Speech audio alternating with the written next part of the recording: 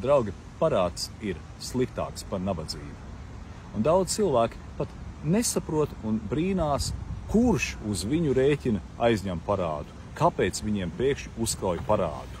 Visi zina bēdīgi slavenā Sorosa, Džordža Sorosa vārdu. Un Igors Meija viņu saticis klātienē, kā tev iespēja bija par viņu darbību šeit? 93. gadā sanāca tā, ka man bija iespēja viņu intervēt. Bija man tās posmas dzīvē, kad es nodarbojos ar medijiem. Ja? Un es ar viņu nosēdēju apmēram divatā, kaut kur minūtes 40 kultūras fonda vasarnīcā vai mītnē Lielupē, Jūrmalā. Un mēs tur par daudz ko runājām, viņš man tur kaut ko stāst, tāds normāls vīrs, kas kaut kāds, tajā laikā vispār mums nebija izpratni, kas tie tādi ir par džentelmeņiem. Un es viņam, tā kā noklausījos, un es savā naivumā, cik man bija 93. tātad 29 gadi, es viņam pajautāju, priekš kam jums tas Soros kungs viss ir vajadzīgs, tērēt naudu to visu un tā tālāk. Un tieši tā pastījās, viņš teica angliski, ja? It's for public.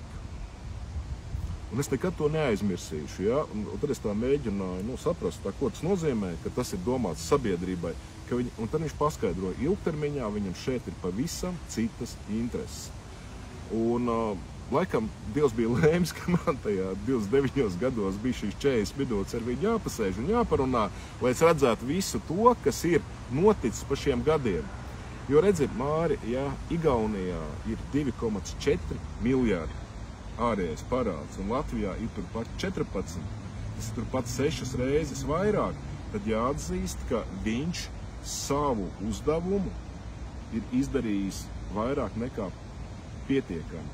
Jo tā manā skatījumā tas ir visaugstākais biznesa līmenis nosēdināt valsti uz parāda adatas.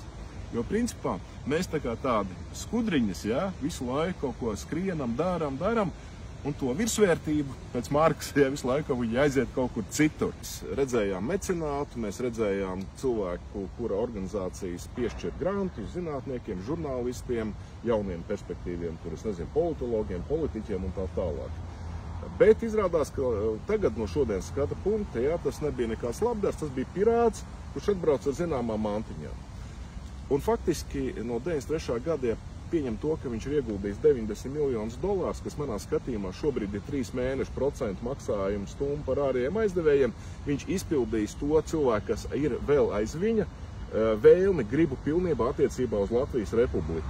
Jo šobrīd ārējais parāds ir arī iekšējais, ja, kur katrs var redzēt, Googlē ieejot Latvian Debt Clock, ja, tā tad ir apmēram 14 miljārdi jau tuvojās, savukārt Igaunijā viņš ir 2,4 miljārdi, arī varat ieiet Estonian Debt Clock un jūs to redzēsiet. To parasti noklusē mēdī. Jo varas mēdī noklusē, viņi saka, ir nepieciešams aizņemties, jo lūk, valstī kaut kur nav naudas. Bet viņi nepasaka, ka šī vienotības valdība, kas ir bijis daudzus gadus jau šeit Latvijā, ir totāli nekompetenta, ar milzīgām korupcijas pazīmēm, domāšanas vietā, kad ir jātīst uzņēmējdarbība, jāpalīdz ražošanai un tiešām jāstrādā, lai Latvija pati ražotu, veidot un naudu iegūt, tad viņi vienkārši iet vieglāko ceļu, bet drausmīgāko, ja, un viņiem pašiem izdevīgāko tādai šaurai kliķei aizņem starptautiskajos naudas tirgos. Pirms brīža Soros paziņoja, ka viņš iet ārā no daudzām valstīm, tā skaitā no Latvijas. Ja. Īstenībā tas ir tikai loģiski, jo viņam jau šeit vairāk nav ko darīt. Jo viņa ideoloģija un faktiski finanšu kluba, ja, kuram mēs maksājam maksājumu, viņam vairs nav pat jāfinansē te nekas, ne Dēlnes, ne Providusi, ne tur, es nezinu, Dots vai kas tur vēl. Ja, mēs jau finansējam ar saviem nodokļiem šīs viņu intereses un ideoloģiju. Jo to tā ir izkārtojusi vienotības valdība saviem ielāpiem vai saviem satelītiem. Lūk, un principā, manuprāt, pēdējais solis, lai novestu visu to līdz konsekvencei, bija partiju finansēšanas likums, kas faktiski koalīcijas partijas padarīja šo partiju politbirojus, ja, padarīja par partiju īpašniekiem. Un es domāju, daudz pievēr acis, jo principā viņam jāatskaitās tikai par šīs naudas izlietojumiem ir korupcijas novēršanas un apkarošanas birojiem, knabam. Kā rezultātā tur jau mēs nezinām, kā viņi skatās. Ja? Un tā visa ir šī nemanāmā, lēnā, lienošā korupcija, kuras rezultātā tiek realizēts tikai viens uzdevums – apmierināt ārējo aizdevēju intereses, proti procentu maksājumus. Ja to saprot, mēs varam runāt tālāk. Ja to sabiedrība nesaprot, viņi mēģinās visu laiku kaut ko tur darīt, un tāpat nekas nesanāks. Jautājums, ko darīt? Ja? Principā, ja nopietni politiskie spēki nonāk pie varas, kas beidzot grib demontēt šo sistēmu, es, piemēram, izvirzītu ļoti radikālu priekšlikumu.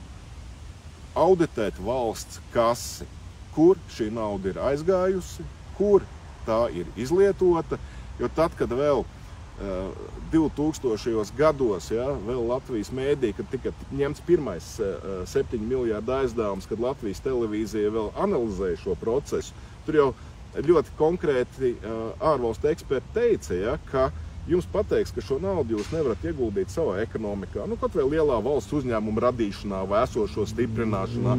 Jūs nevarat palīdzēt savai zemkopībai. Ja? Jums ir pirmais pārskaitījums, kas ienāca, daļa no tā bija jāatdod Zviedru banku glābšanai, un arī pārējie pārskaitījumi, sevišķi Covid laika, ja, kur, ja nemaldos, ienāca kaut kur ap 9 miljārdi, ja, ko Krišjāns Artūra Kariņa vadītā valdība aizņēmās. Tad, kur šī nauda palika? Labi, tur kaut kāds 1,2 miljardi varbūt ir saskatāmi labākajā gadījumā. Ir Baltics, tur viss tā Covid pandēmija, viss pabalsti un tā tālāk. Kur palika pārējā nauda? Un kur ir garantija, ka vispār šī nauda pilnībā ir ienākusi, un tad jautājums ir ienākusi, kur tā ir izlietot. Ja? Un īstenībā, ja neķerās droši, drosmīgi šādiem jautājumiem klāt, tad principā pārējais viss ir tāda, man liekas, Konfūcijam bija teiciens, papīra vicināšana, papīra zobena vicināšana. Un tiešām tad ir jautājums, ja?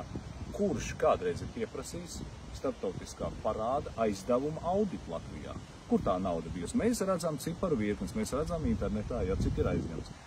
Jautājums, vai tiešām viņi saņemta valsts kasē? Ja viņi saņemta, kur viņi ir izlietot? Vai viņi varbūt ir aizgājuši uz offshore, varbūt viņi vispār nav saņemti? Varbūt viņi vienkārši ir kaut kādā, vienkārši ciparu izskatā.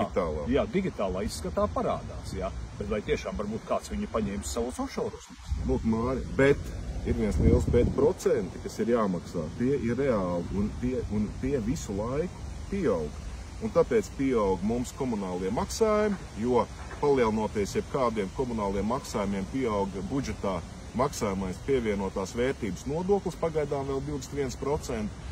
Tiem, kas nezina, ja, vienkārši pievienotās vērtības nodoklis ir tas, kurš veido vislielāko daļu valsts budžeta. Un visa dzīve mums paliek dārgāk, tā skaitā to mēs redzam pieaugot inflācijai un darba algai netiekot vairs līdzi, un sevišķi cilvēki, kas nodarbojās ar ražošanu, ar reālo biznesu, ja, ļoti skaidri man ir teikuši, ja, ka principā darba algu pacelšana ir beigusies, mēs vairs nevaram to turpināt. Inflācija turpina augt. Ko tas nozīmē? Tas nozīmē, ka ir spiediens ģimenē, ka vīrieši nevar uzturēt to, kas viņiem ir jāiztur. Ģimenes budžets ir nepietiekams visiem maksājumiem, un kāds ir loģiskais ceļš šī gadījumā? Emigrācija. Precīzi. Pilnīgi pareizi, jā. Un tas ir tas, kas ir milzīgas bažas, ka šīs politikas rezultāti, un tas pat nav bažas, tā ir rezultāti, jā. Ārkārtīgi daudz pamat Latviju un brauc projām. Ļoti, ļoti daudz. Es domāju, ka katrs, kas mūs skatās, noteikti pazīst vai viņu ģimenei vai kādu, kas ir aizbraucis, kas gatavojās braukt, un jaunatnes daļa ļoti liela, tas ir ļoti bēdīga situācija. Arī jau skolas laikā, vidusskolā jau plāno, ka viņi dosies vienkārši prom no Latvijas. Ja? Šāda ir šī te vienotības, kurā tā politika gadījuma, šis ir rezultāts. Ja? Aizņemoties šie cilvēki, paši viņi uzvārās, jo paši viņi paceļ sev algas. Ja? Un mēs nekādīgi nevaram paši uzkrāt, paši kļūt par investoriem citās valstīs teritorijās, atšķirībās ar citu tie pašiem igauņiem un lietuviešiem. Ja? Pasties, cik viņu biznesa ir pārstāvēts Latvijā. Lūk, un tā ir atbilde uz to. Ir 3 veida iespējas, kā var radot ārējo parādu. Pirmā iespēja tā ir pārfinansēties, kas vienmēr būs dārgāk, jo līdz ko tu ņemsi nākamo kredītu, kas biznesā viss, kas strādā, zina, ka tas ir nāvējoši, ņemt nākamo kredītu, lai atdotu iepriekšējo, tas vienmēr būs dārgāk, tu vairs nedabūsi par tiem pašiem procentiem. Otra iespēja ir paplašināt ekonomiku. Ja? Tātad tas, par ko Vils Kristupāns daudz runā, ka faktiski mums ir vajadzīgi daudz vairāk nodokļu maksātāju. Tas nozīmē sabiedrības sociālās struktūras izmaiņas. Nodokļu patērētājiem daļai jāpāriet uz nodokļu ražotājiem. Un trešais veids, kā to izdarīt, tas ir samazināt valsts parādu, ir kaut ko pārdot no Latvijas valsts īpašumā esošiem aktīviem. Tātad Latvenergo, telekomunikāciju daļas, Latvijas valsts meži, nekustamie īpašumi. Ja mēs arī pārdosim, šī gadījumā runa iet par privatizāciju valsts uzņēmumus, ja viņi ies uz biržu un viņus nopirks atkal, nezinu par kādu cenu, nezinu kas, ārējais parāds jau nemaz nesamazināsies. Mēs vēl zaudēsim savus valsts aktīvus un paliksim tikpat vēl parādā, ja ne vēl vairāk.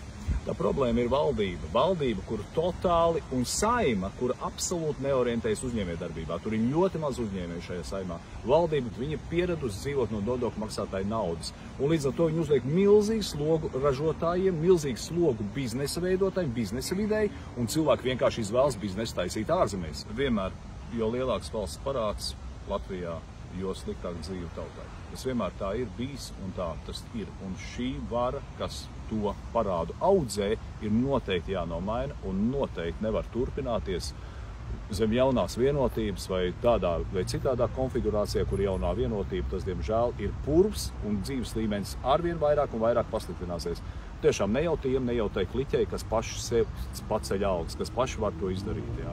Es viņus saucu par karteli, kuri ļoti veiksmīgi ir sacementējuši sistēmu, lai varētu dzīvot komfortabli, neskatoties uz to, kas notiek apkārt. Un tas ir neticami. Tas ir kartels. Tas vienmēr viņam ir nosaukums bija, ka Kariņš bija visu laiku priekšā ekrānā, tad tas bija Kariņa kartels. Tas ir, protams, viņam viss karteļu pazīmes, jā, un ne tikai kaut kāda starptautiskā oligarhāta pazīmes. Ja visa informatīvā telpa pieder viņiem, tā telpa, ko skatās ļoti liela daļa Latvijas iedzīvotāju, Panorāma un pārējais, jā.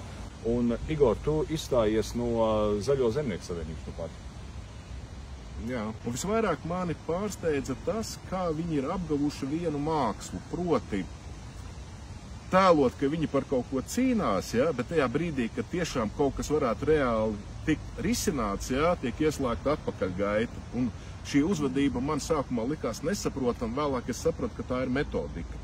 Un tā ir metodika, kā lai nekas nemainās vienkārši. Visu atbalstu Covid šitai pandēmijai, kas man likās, vienkārši pārsteidzoši. Bet īstenībā punkts vai rozīnīt uz tortes bija tas, ka viņi atbalstīja Rinkēviča kunga kantūru, kas arī beigās tika ievēlēts kā Latvijas prezidents, un viņu lamājošais Aivars Lembergs, kurš kā tiek viņu nesauca un tā tālāk, abi divi viņa partijas, vadītās partijas Latvijā un Ventspilī deputāti nobalsoja. Šīs divas balsis bija izšķirošās, kas ļāva Edgaram Rinkēvičam kļūt par uz 4 gadiem par Latvijas valsts prezidentu. Es nevaru atrasties organizācijā, veltīt laiku, enerģiju, par kaut ko domāt, ja es necienu tās vadību. Zemnieku savienība parasti tēloja opozīciju. Viņa bija valdībā ilgāku laiku, tā pašā valdībā, kas parāda audzēja savulaik. Tur ir vēl banālāks iemesls, kas nosaka šo uzvedību. Tas ir viena cilvēka krimināla process, kurš atrodas principā pēdējā apelācijas instancē. Un loģiski, ka tāds varas naudas daudzums, personīgā brīvība ir tā likme, kas lika palikt zem sevis visu frakciju, visu 16 cilvēkus ar konkrētu balsojumu. Tas ir zināms politisks gļēvums, jo ja tu spēlē, ja tu ringā esi, un ja tev var vienkārši šādā veidā nokautēt, un savs privātais labums tev ir svarīgāks par visu valsts labumu, par tautas labumu, kas tiešām ir problēma šobrīd ar vienotības, jebkuru valdību, ir problēma visai tautai. Lai arī cik pa viņiem novēlēja vēlēšanās, nobalsoja, viņi ļoti ātri saprata pēc vēlēšanām, kas ir patiesībā, kā aug pieaugšie rēķini, kā vairs nav nekādu piemaksu pensijām, kā tiek nogriezt medikamentiem, piemaksas un ļoti daudz sociālo lietu. Es daudz satiekos ar cilvēkiem. Viņi tiešām saka, ka viņi ir ļoti rūgti vīlušies un ka viņi nekādā gadījumā vairs nebalsot ne par tādu Nacionālo apvienību, ne par jauno vienotību, ne par progresīvajiem, ne par ZZS, un arī ne par apvienoto sarakstu, jo viņi vienkārši saprot, redz realitātei, kā tas darbojas. un valsts parāds joprojām turpina pieaugt. Un acīm redzot, varbūt cilvēkiem no Ventspils, kas kūrē Zaļo zemnieku savienību, ir pilnīgi vienalga. Viņiem vienalga, vai tas valsts parāds pieaug, vai tur tiek pieņemtas dažādas konvencijas, kas ir tradicionālas vērtības taranējošas. Ja?